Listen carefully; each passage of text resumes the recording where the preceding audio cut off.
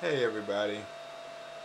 I was just taking a look at my energy production system today, and it's all programmed through Home Assistant, which I like. I mean, that thing really integrates everything in your house. Any Wi-Fi module, device, camera, Roku, any of those devices, Xboxes, it puts them all together, goes out, discovers everything on your network, and then allows you to integrate and do all sorts of things with those devices. You can create little tabs, like as you see over on the sides here, and then give them function. Like you can have your cameras set up in such a way that if camera 1 is triggered, automatically start triggering 2 and 3, just in case there's some intruder on your property moving across.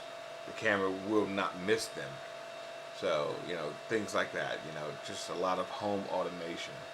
The washing machine that we currently have has, it's a washer and dryer, and because of that and the Wi-Fi capability, you can go in and have this thing programmed to start itself up, do all sorts of things, report everything to you from wherever you are. I mean, because whatever you see on your screen in Home Assistant, you can just have it, reflect on your phone. It'll push every notification directly to your phone, to your tablet, your computer, whatever you like.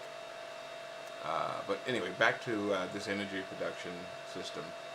I mean, look at this. I mean, look how great this is. How in real time it's showing you an actual flow of energy.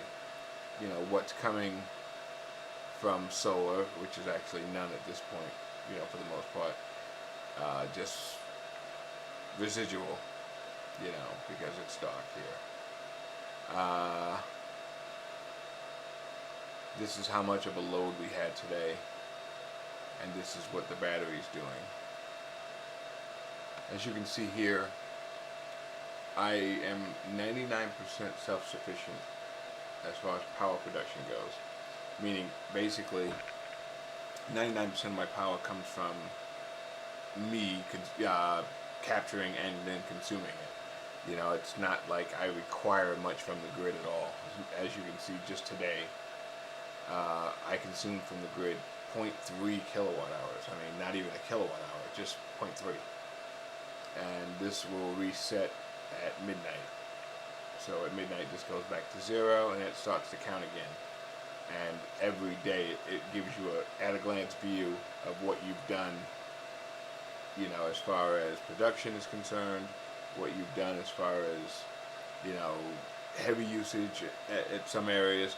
And as I was saying, if you look at, I think it's this card.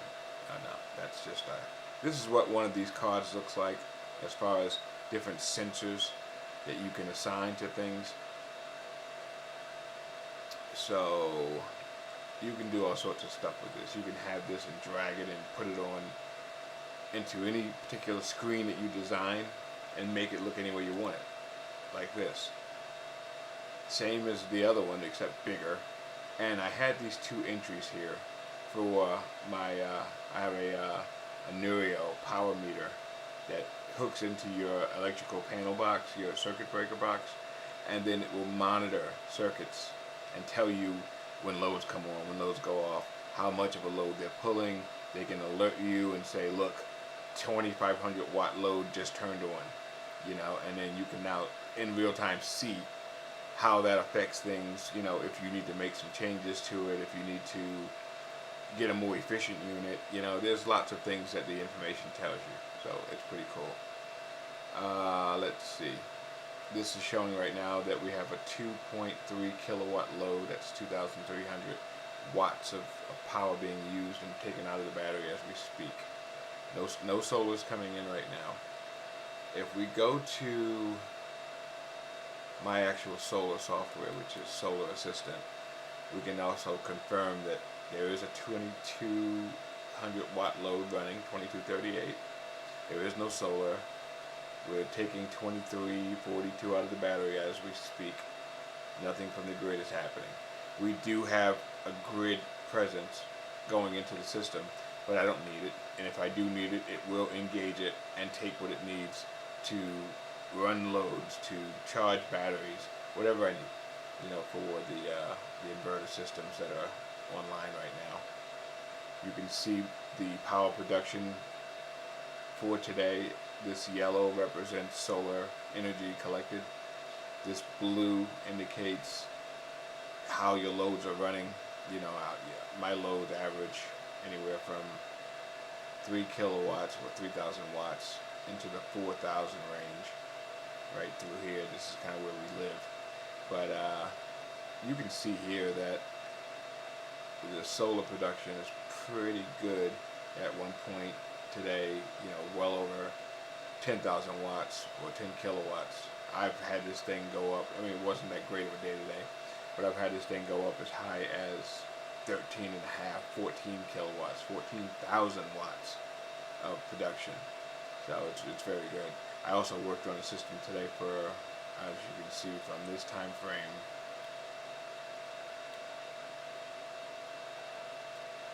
I guess somewhere around a little after 10 to about 12:30.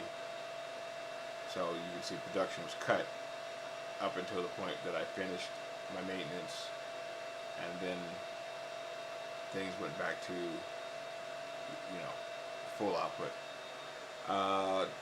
Anyway, you have lots of tools at your disposal to come up with information to try to craft a system that will handle all the needs that you have at your home. Air conditioners, anything, televisions, which obviously televisions don't really run any power, but air conditioners do. So you could get a really good idea of what you're spending your money on and how you best need to manage it. You'll know what it takes to survive if something happens and the grid power goes out and it's out for an extended period of time. You'll know how to size your battery banks so that if that is the case and all of a sudden for 3 days in a row you're not going to have power, or 5 days, and you have two outdoor deep freezers that are full of meat that's going to all go bad, which is probably worth something like $500 or $600, that's going to now go to hell basically because you didn't size your system correctly. You can fix that. You can make the adjustments so that those things don't happen, those systems stay online, and you can survive these kinds of situations. There will be power outages, there will be interruptions in services, and I'll be honest with you, I would not be surprised if they try to price you out of the market to the point where you won't even be able to pay for power, in the coming days, the coming weeks, months, whatever the case is. We don't know where this is going as far as what our government's capable of doing. We've seen things in the last 4 years, actually even longer than that, going into about 5 or 6 years, where there's no limits to what these people will do.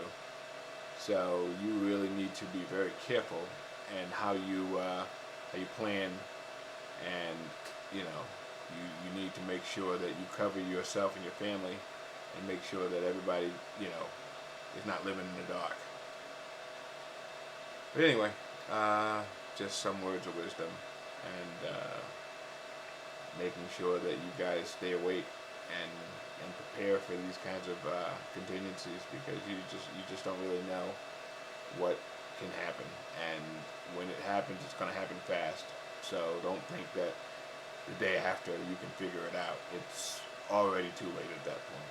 So plan for the rain. If it doesn't rain, oh well, you're still ready for it if it does. Anyway, you guys have a good night. I'll talk to you soon.